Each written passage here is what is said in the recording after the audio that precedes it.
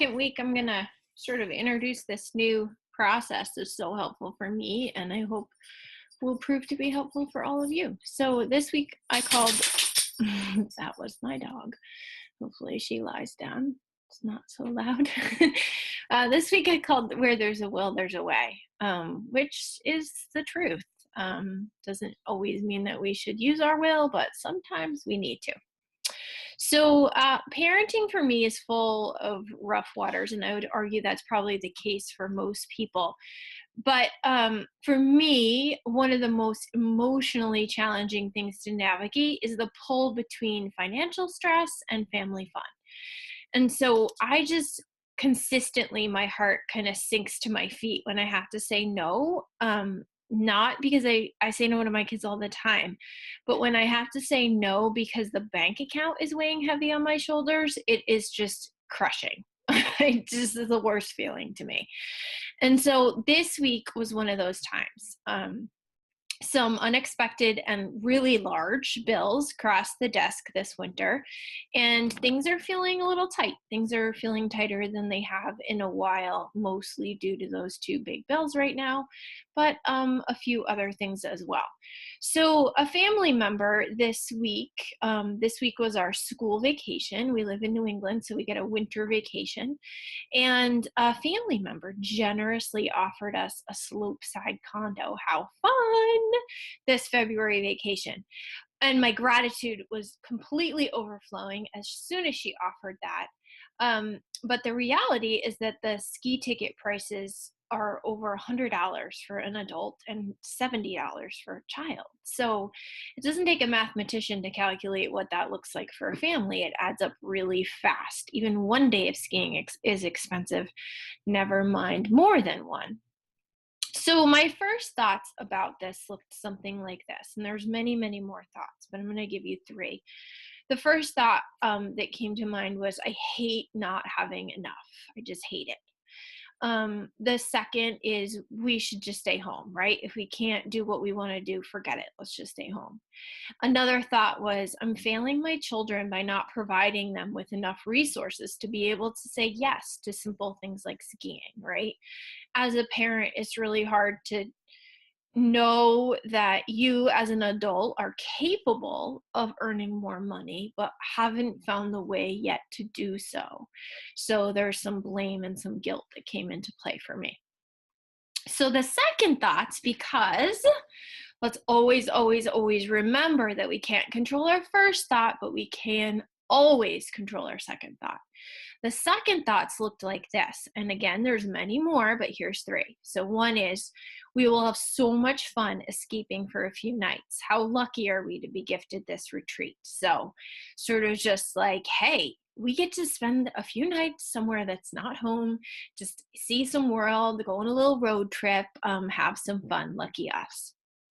Another thought is, when day skiing proves too pricey, night skiing is the perfect compromise. So maybe it's not exactly the best case scenario, but it's an option and it's a fun option. So let's try night skiing. Another thought is, I wonder what other adventures we'll encounter when we count our change for gas money and hit the road for a little freedom. So just curiosity, like, maybe there's something that I am not anticipating that will be really fun about this adventure.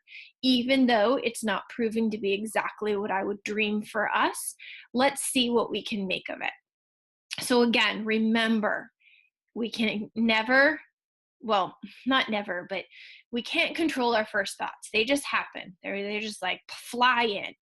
But we can always control our second thoughts. And the second thoughts are the ones that control our lives, right? They're the thoughts that sculpt our lives. So here's how I did some of the work around this to get those second thoughts to feel right for me. So I did this thought, question, action work. So that I'm just going to pick one thought from above, and it's the last one, which is really hard and solid for me. I'm failing my children by not providing them with enough resources to be able to say yes to simple things like skiing. That one weighs really heavy on me. So the first thing I asked is, who does this thought belong to? And really, when I think about it, a lot of it belongs to society. So it's me, excuse me, latching onto the thought from like bombarding media and marketing that tells me I need to have and do more things to be a better person.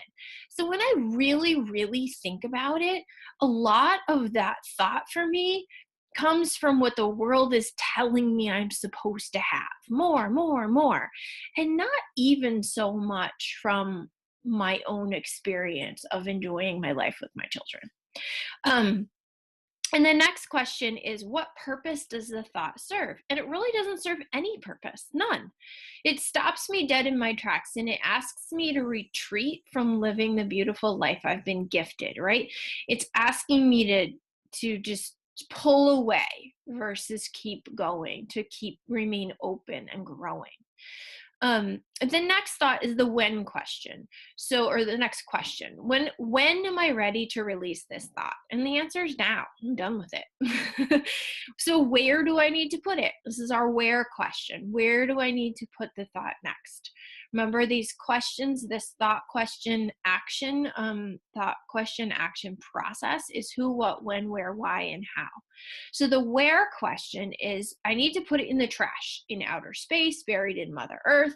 In other words, like I need to get rid of it. I need to just get that thought as far away from me as possible.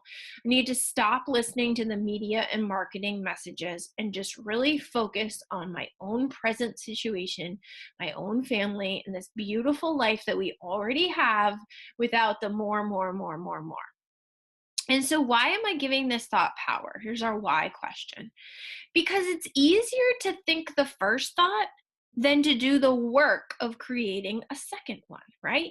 It's easier to go with what my brain already knows. My brain already knows that that I've been told over and over again, more is better, more is better, more is better. Not don't be happy with what you have. Don't be happy with what you have. That's what I've been marketed my whole life. So it's easier to just stick with that because it's what I know, it's what I've been living for so long. And to do the work of creating a second thought that feels good is a little bit harder. So the final question is a how question. And the question is, how can my why and or purpose lead me to my next action? And so my why is freedom, and feeling trapped in the cage of self-pity, guilt, and frustration is not the way to live free, right? Freedom is asking me to think bigger than the problem and create a solution. Freedom is asking me to live in gratitude and think creatively. Freedom is asking me to problem solve. And so that's what I did, right? I run through the who, what, when, where, why. And then I really ask how. And how for me has to do with my why. How can my why guide me here? My why is freedom, and it's asking me to think creatively and problem solve. So, bam, game change. That was when I moved into the creative thinking, which is let's count our change, let's get ourselves up to that condo, let's enjoy a little getaway, and let's go night skiing. And it really is a game changer when you actually sit down and do the work to take back control of your life. So, as always, I'm believing in you and your dreams and your wishes to live a brighter, fuller, happier life. So, until next time, have a great week. My goal is your growth, so I hope this was helpful to you. Please do reach out and let me know. And remember that we can work one-on-one together in the 9-week Live Your Why coaching program. You can find a link to that on the website. You can also listen to our co-hosted podcast, Creating Wealth and Wellness, free on iTunes or here on the website. And if you're interested in building residual income, check out the Join Our Networking Family link. Until next time, keep doing that thought work. I believe in you.